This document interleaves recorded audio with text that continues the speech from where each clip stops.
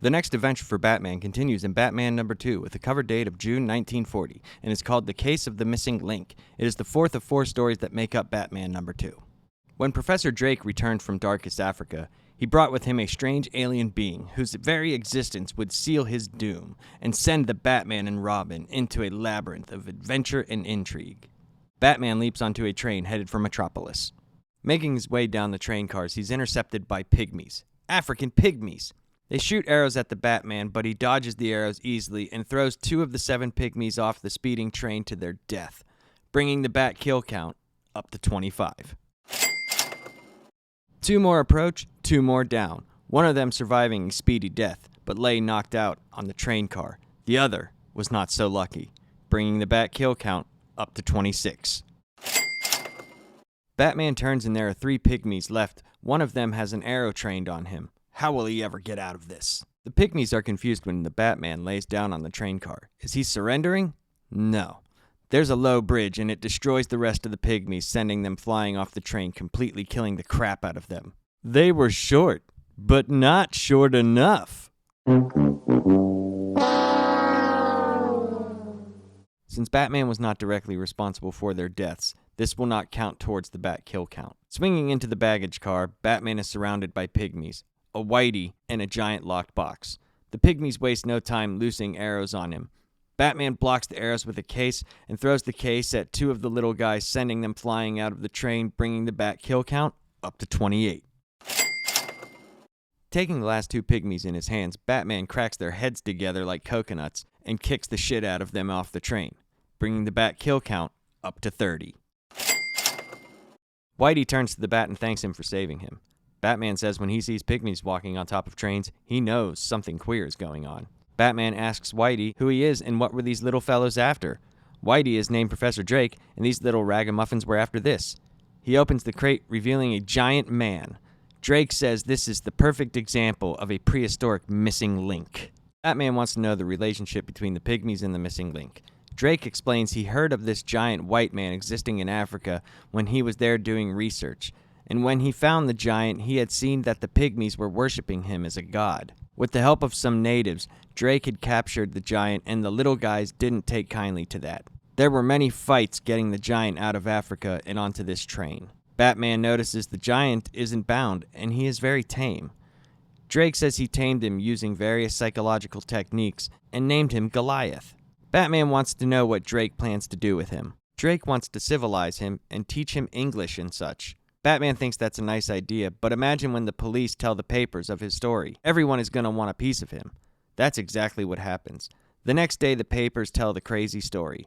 The story comes across the desk of the circus runners Hackett and Sneed. They want to pay Drake a visit and see if they can borrow the giant and exhibit him like they do with their gorillas. They could make a fortune. The men pay Drake a visit and ask about the giant. Drake is outraged. He would never let them have Goliath for some display so people could gawk at him. Hackett and Sneed leave, but this isn't the last Drake would hear from them. The circus men discuss the crazy amount of money they can make using that giant. One of the men says not to worry. He's getting the boys together to wear down Drake's persistence permanently, and they'll have their giant and their money. Drake receives another visitor. It's Batman. He tells him Hackett and Sneed have a terrible reputation, and Drake's going to need some protection over the next few days. Batman knows just the candidate, Robin, the boy wonder. That night, 4 men approach Drake's house. The men go into Drake's house and find him dozing off in a chair, a perfect setup for a suicide. A shot is fired and the men put the gun in Drake's hands and leave a suicide note for the police.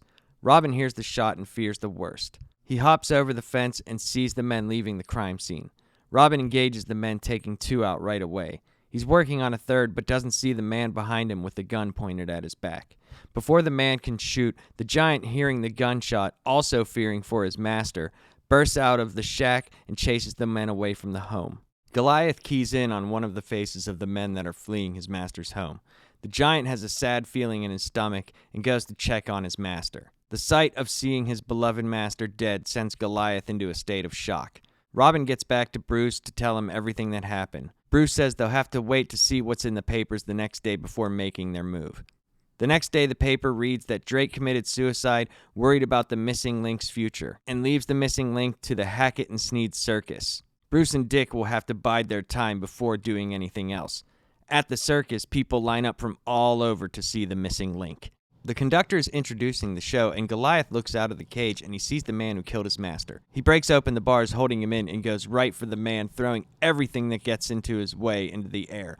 Lions and other animals are flying about. Goliath lifts the terrified man, screaming crazy giant stuff at him. He takes the man by the foot and swings him like a baseball bat into the pillar until his brain is mush and he dies. Feeling the bloodlust, this once docile giant is now crazed and out for vengeance. Batman and Robin show up amidst the chaos. Robin sees a lion going to attack a man, and with quick thinking, they trap the lion in a net. The next animal they have to tangle with is a stampeding purple elephant. I think Robin has been smoking some bat kush. After using a trainer's stick, it calms the purple elephant down. Leaping off the now brown elephant, Robin wonders where the giant is in all of this. All of a sudden, he is picked up by a huge hand. He's found the giant. Goliath hurls Robin into the air, but Robin grabs onto a trapeze bar that brings Robin back to his circus days. How convenient.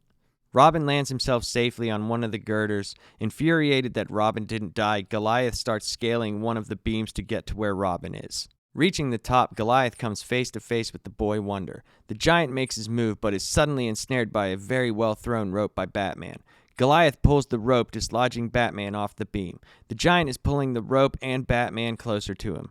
Robin readies his trusty slingshot and has another David and Goliath moment. The pellet whizzes through the air and it hits the giant right in the back of the head.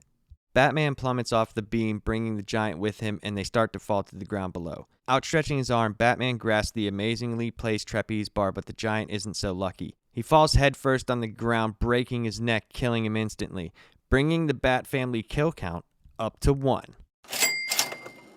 After everything dies down, Batman looks at Goliath with sympathy.